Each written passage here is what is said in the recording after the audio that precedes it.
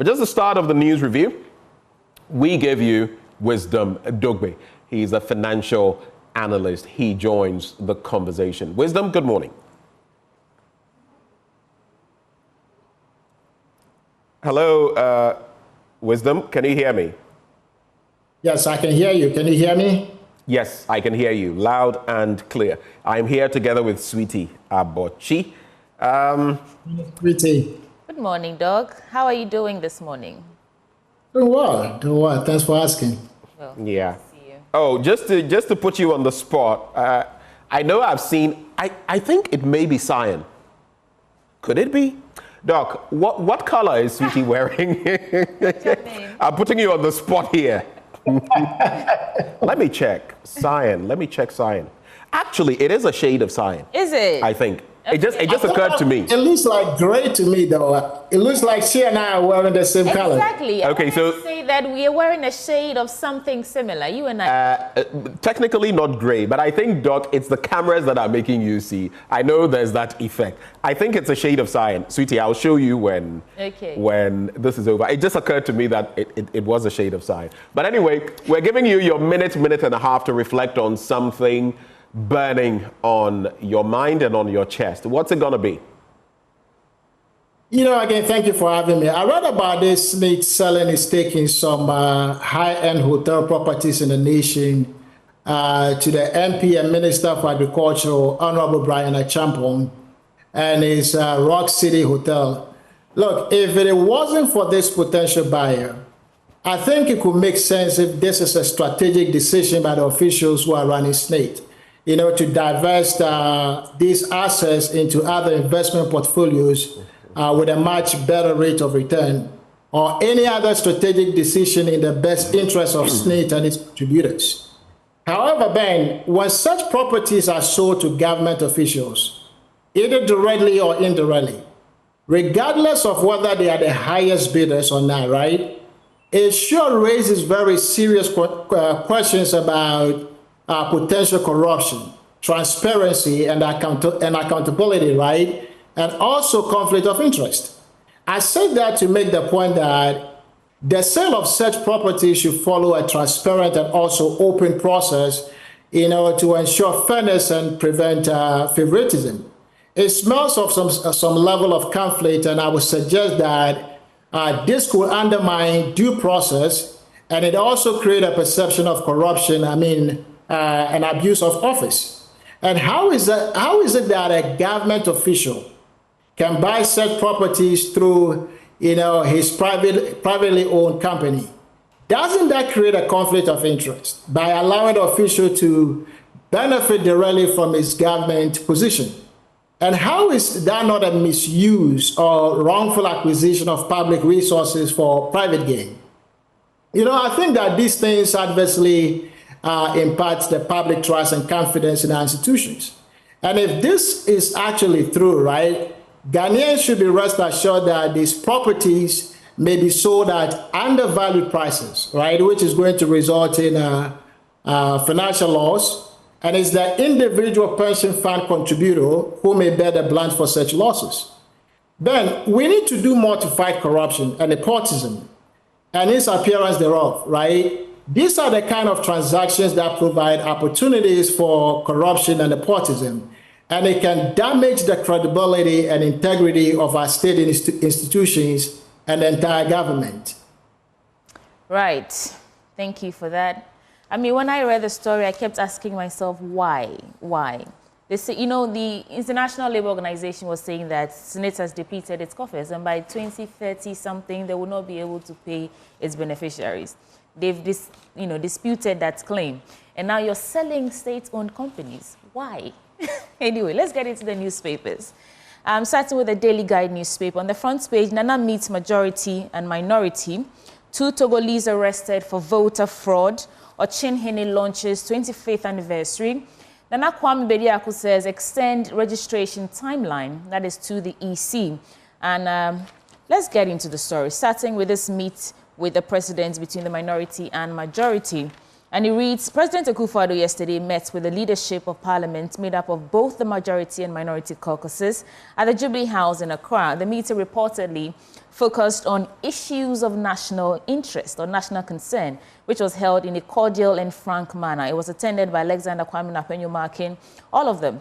But what the statement that Dr. Castellato Forson released was a bit vague, if I should say. What really was those issues of national interest? What are the topics that were discussed in there? I'll do 3 stories before we get reactions because we're always trying to race against time. Go School Payroll Scam Uncovered. The Office of the Special Prosecutor and the Controller and Accountant General's Department have recently revealed a disturbing finding from their collaborative investigation into government payroll administration. Now, the report unveiled a pervasive network of irregularities, including alarming presence of unauthorized validators. I lost that. Okay. Including the alarming presence of unauthorized validators and fictitious entities manipulating the payroll system, particularly within the northern region, covering education institutions under the Ghana Education Service. Now, according to the joint report released by the OSP and the Controller and Accountant General's Department, numerous management units were discovered to be validating individuals using credentials of deceased, retired, or malpractice or transferred validators. I'll hold on that and do one more story, and then we can get into the reaction. So, extend registration timeline, says Nana Kwame Bediako, the founder of the New Force Movement, Cheddar, has petitioned the Electoral Commission to extend the period for the ongoing limited voter registration exercise for the first-time voters. Addressing a presser in Accra, he says that the 20 days allocated by the EC to carry out the registration exercise was woefully inadequate. Quote, they've given us 20 days, it's 21 days actually, to practice our voting registration rights. And this I have put in a petition on behalf of the nation to the EC to consider this duration and extend the time for us. Doc, what's your take? Sweetie, I read this story about a joint investigation by the Office of the Special Prosecutor and Controller and Accountant General's Department into the government's payroll administration with a focus on government employees in the northern region. All of these come down to the level of corruption that is destroying our nation at this time. We have known the impact, right, of systemic corruption. And this is quite significant on the nation. It is affecting every aspect of society now. And it's also quite saddening situation, sweetie. When you think about the economic impact, look, this investigation focused only on the northern region.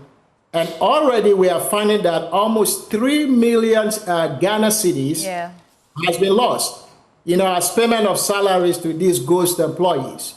Multiply that by the number of regions we have in this country, and you feel sad for our nation. The economic impact is huge.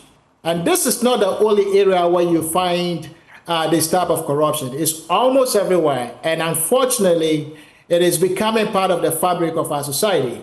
That is why we need to grant true independence, to institutions such as the OSP to independently investigate these things and help fight this menace that we call corruption, which is driving the citizens of our country nuts, right? And depriving them of much needed development that these looted funds could have been used for. And if you think more broadly about this epidemic, right? I call it epidemic. So that it creates that climate of uncertainty and also inefficiency, because one never knows what to expect when it comes to the role of corruption, which makes it challenging for businesses to do one. It diverts resources away from productive sectors, and also much needed funds to pay things like allowances and other benefits to the actual employees, because the ghost employees have dried up the funds. This kind of misallocation of the nation's scarce resources, I think that it further worsens the economic dysfunction in the country. It also worsens income inequality, and it continues a cycle of poverty within our society.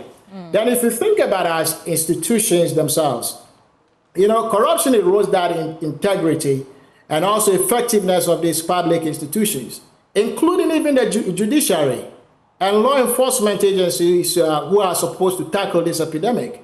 there are many times, right, that we have seen corruption permeating these institutions, which undermines their ability to deliver justice and enforce the law. And that is what weakens the rule of law. Right. And also, so it destroys public trust in our institutions, and it creates a culture of impunity, right, especially when there is lack of desire to prosecute those who commit these crimes.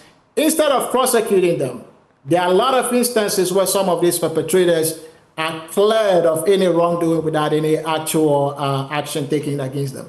Okay. My concern is this is not the first time. So if you uncover this, and then to what end? What happens to these institutions or those behind them? This DA primary school that is non-existent, that's, you know, been strategically positioned to just receiving out money from us as citizens. Let me do one story on the death of the president of Iran, and then we'll move to Benjamin's paper. So one seen as a likely successor to Iran's supreme leader, and the story is on page 5 of the Daily Guide newspaper. Ibrahim Raisi has died in office, leaving the Islamic Republic's hardline establishment facing an uncertain future. An ultra-conservative president, 63 years old, was killed on Sunday along with Foreign Minister Hussein Amir Abdullahian and other high-ranking officials in a helicopter crash in Iran's remote northwest. Their death comes as a delicate time for a country that faces unprecedented challenges at home and from abroad. I mean, that includes sanctions from the US and all that. Any quick reactions before we go to Benjamin on the death? So I think that the death of the president of Iran is in that crash. I think it is deeply tragic event, right? And I believe that a nation will mourn its loss for some time to come. Right. I think, though, that this death would have quite a significant impact on Iran. I don't expect any significant political or economic consequences because Iran is already struggling under huge United States sanctions. And I'm not sure how the death of the president would make any of that worse. Right. But here's an opportunity for change for Iran, right, as they think through holding fresh elections to elect a successor.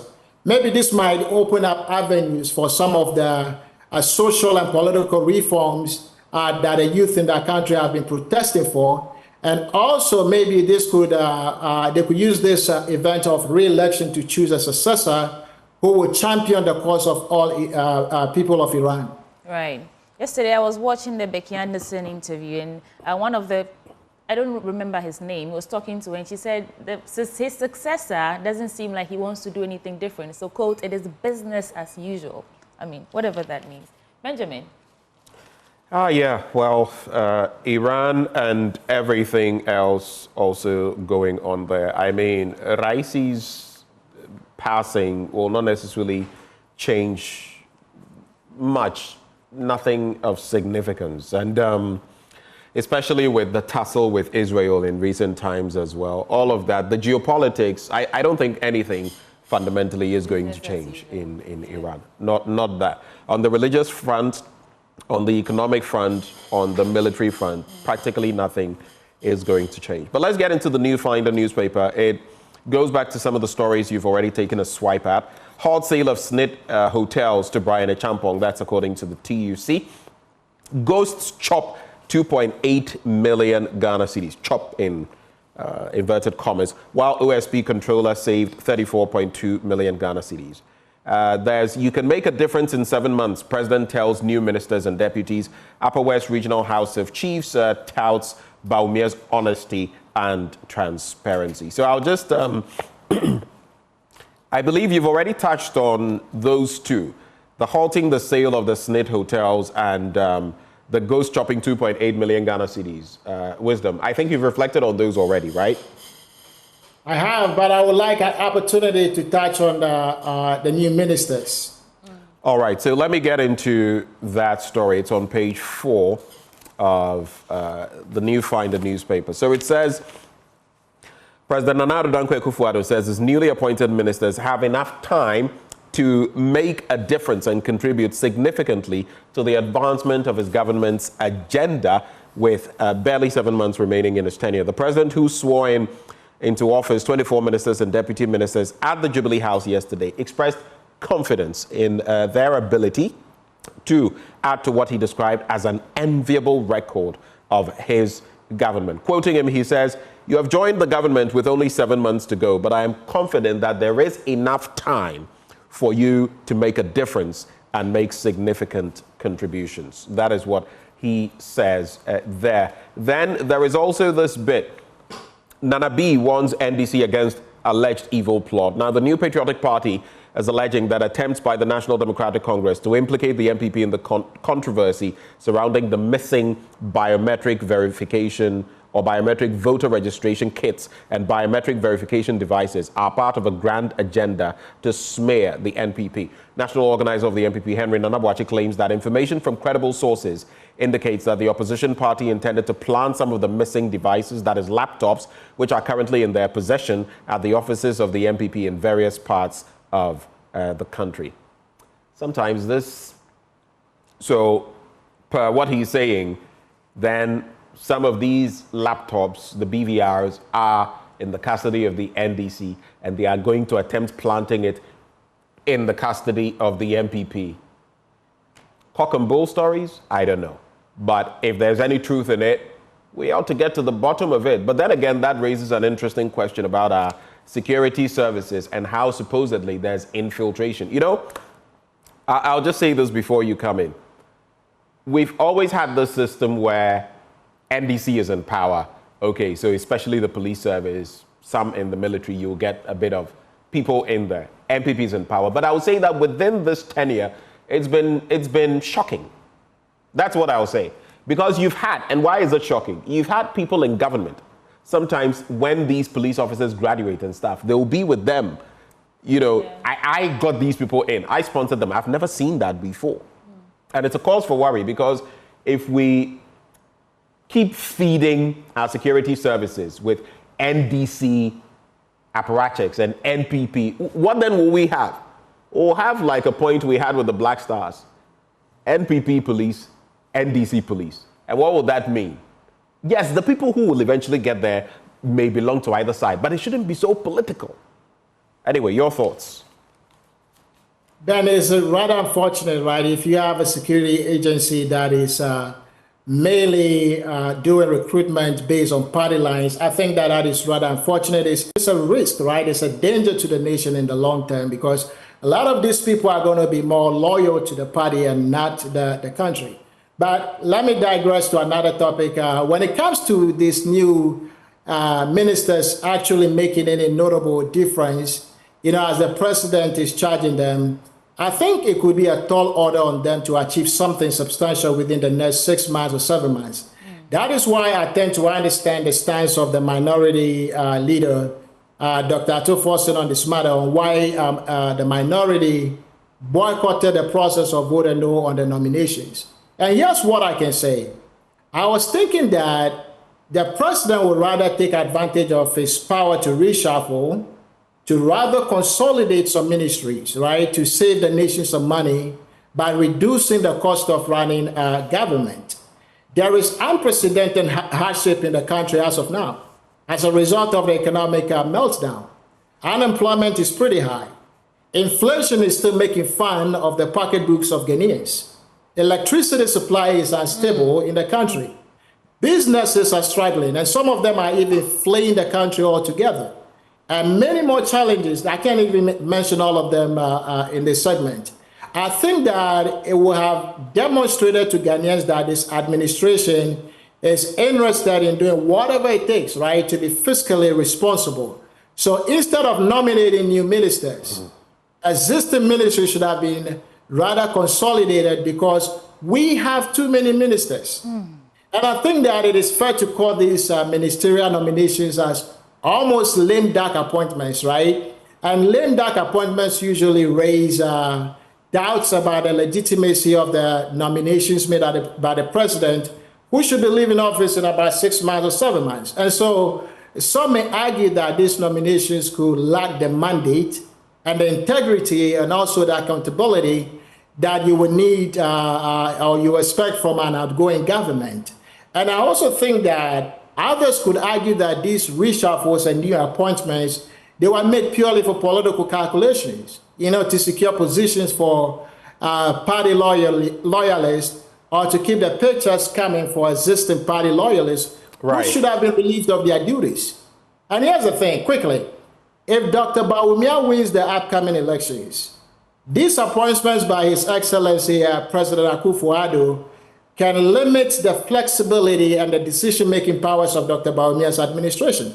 If these are not the people that he wants to work with, even though it is the same party. And of course, if His Excellency, former President Mahama also wins, of course, he would need to start all over and do this whole thing and start his own government. Let's not forget that the transition of power, right? This transition process is critical, for the seamless functioning of a democracy. If you put in new ministers in place, just 6 months before your government leaves power, I doubt that these ministers will come up to speed quickly enough then and make any meaningful difference and be able to facilitate a seamless transition to their successors. Well, interesting thoughts. I do not know, though, if the current vice president were to become president come 2025, the 7th of January, I don't feel anything ties his hands, really, in terms of his own. He would have to be his own man. At least that's what picture he's painted, that he can be his own man. If that were to happen, I would expect. I wouldn't feel bound if I were in that position. I'm very blunt, and I wouldn't feel bound because someone else, my predecessor, put someone in office. I would likely kick all of you out without any bias, without flinching, without batting an eyelid. I would do it. If I felt that that is what would make my administration perform, I would kick all of you out if need be. But let me mention this quickly, right? It's one thing saying that he wants to do something different versus what he has done over the last 7 years, right? So we need to compare the two and see what exactly would Dr. Bawumia do if he becomes the president. Well, time will tell if he gets the nod. I'll just wrap with these stories very quickly. Economy Times, Ghana cedi to rebound. And it says Ghana's fiat currency, the cedi, will soon begin to recover from the recent speed depreciation as development partners are expected to disburse almost $1 billion between now and December this year. This would likely stem the depreciation of the cedi and also support the economy. The cedi has recently come under intense pressure, pushing the central bank to pump $50 million on the forex market last week, far exceeding its biweekly intervention of $20 million by 150%. There's also the story about the Bank of Ghana likely to hold the policy rate, but tied to the first story I did, Ghana awaits $200 million from ECOWAS Bank. The Ghanaian economy is set to receive a $200 million boost from the ECOWAS Bank for Investment and Development aimed at fostering a transformative partnership. The disbursement of such funds will be through a strategic alliance with the Ghana Export-Import Bank and the GCB Bank. The $200 million of injection is intended to stimulate the growth of small and medium enterprises in critical sectors of the economy, foster job creation, innovation, and sustainable development. But I keep asking myself, it reminds me in a way of Sarkodie's song, Hand to Mouth. Let's face it, as a country, we're living hand to mouth. Our government is hand to mouth. They get and they must expend to keep everything afloat. I don't need to bore anybody with how we expend our money, how by the time we've paid public servants and in fact first facilitated our debt, and now we are not even facilitating our debts yet. Look at where we are. If we were, only God knows where we'd be. But facilitating the interest on debt, not the debts, the interest on debt, public sector payments, among others. It appears every step of the way we're living hand to mouth. Even we can't finance our own budgets. And I get worried when I see this. Now we are hoping that on the back of the purported $1 billion we'll get, it's going to stem the tide of where the dollar is. But even if you stemmed the tide today, people have already imported into the country at certain prices. People already have commodities on the market at certain dollarized prices. They've gone through certain tax payments and regimes. You can't change that. It takes about a cycle of about 2, 3, all the way to about 6 months to eradicate the effect of that. So when we talk about these things, are we even looking? The effects of what people have imported into the country that is already in the country will be felt way down into election time. So it's not Doc, wisdom, over to you. Look, Ben, I heard a bit about the story of Ghana signing an MOU with ECOWAS Bank of Investment and also Development for this $200 million. Yeah. You know, to support SMEs in the country. Look, this can be good news for these SMEs, especially the fintech startups who need startup capital to grow. But I think that with our current debt crisis, we should think hard and fast about continuing to borrow. What got Ghana into this mess of unsustainable debt levels is our lack of planning and corruption with regards to these borrowed funds. We got into this economic mess because we borrow money and we don't use these funds to support the revenue-generating initiatives. It seems we rather use a chunk of these borrowed funds, you know, to fund initiatives to score political points or for initiatives with no certain or assured, you know, return on investment. So I think that this borrowing should be done with a good long-term strategic plan, right? Of course, these loans from our international partners can provide SMEs with access to much needed capital. And so this can also help to influence or fuel economic growth, you know, ensure competitiveness in the fintech race, and also create jobs, from what I read. And these loans offer a lower interest rate compared to loans that can be obtained from domestic banks and other lending institutions. And we all know that lower interest rates can also reduce the cost of borrowing. My only concern here is our continued over-reliance on external funding, Ben. We really have to wake up to the realization that if we don't manage these borrowings properly, we will continue to dig ourselves further and further into this high debt trap. I'm still praying for Ghana beyond aid. With all the natural resources we have available, we must achieve this one day. And the other concern that I have is that even though these loans are meant to support development of SMEs in the country, they are also subject to exchange rate risk because they are often denominated in foreign currencies. And the problem is that fluctuations in the exchange rates could adversely impact the nation's ability to service and repay these loans. All right. Let me just do this headlines, and then if there are any other matters from Sweetie, we can take them. Momo transaction volumes dropped by 1.7%. That's still in the Economy Times newspaper. Government's revenue mobilization approach worsens inequality. That's according to Professor Bokpin.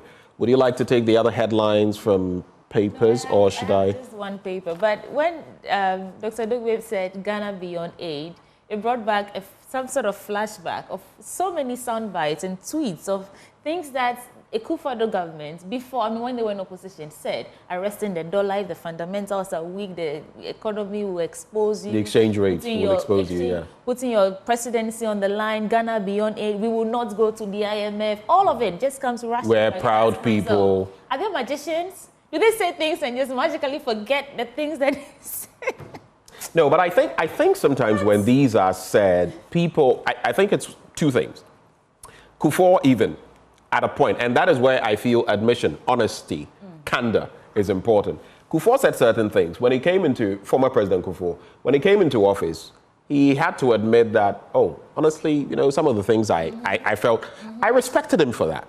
That is a leader. Right? So sometimes outside of government, you may see things differently. I say, I cannot obi but damia ujine because oh me to me. It's not. Yeah. That is one. In which case, when you come to that epiphany, you should be able to say that, oh, I felt this honestly. But the other bit is overdoing it and knowing full well that this is not feasible, but yet just going on a trajectory for propagandist reasons. These are two sides of the coin. Where they are, I don't know, but that's it. Were you going to do? No. Our time is even up, so. Then I'll just leave you with these headlines. Benjamin. Headlines. Ghanaian Times, don't promote insults, misinformation on platforms. That's according to the NCCE chairperson. The Daily Dispatch, I have been campaigning on issues, not insults. Baumia to Wana. And then there is also this one, the Chronicle. I have 33 policies to my credit, Baumia says. What about Mahama when he was VP? That's the Chronicle, actually. And then in that same paper, we have Mahama also saying, I'll deal ruthlessly with corrupt appointees. I think those are some of the major stories. Then the Daily Graphic, make a difference despite short period. That's according to the president, of course, to the new appointees. That's it for the papers. Wisdom, we have to go. Do you have anything for us in some 10, 15 seconds?